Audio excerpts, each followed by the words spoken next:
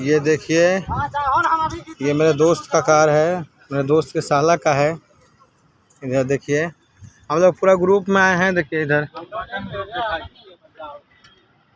देखिए, वो मेरा भाई हुआ दुबे जी हुए, विकास दुबे इनका नाम है। ये गणेश जी, और ये देखिए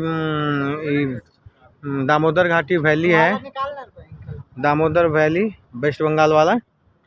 देखिए पहाड़, मनोरम दृश्य है, देख के दिल खुश हो जाएगा। आप लोग चैनल को सब्सक्राइब कर दीजिएगा।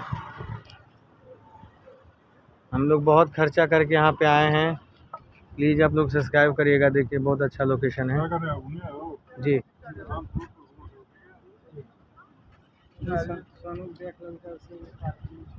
बहुत अच्छा लोकेशन है। देखिए उधर दिखाते हैं, देखिए इधर कितना खाई है लोग। देखिए उधर देखिए वाटरफॉल हो रहा है,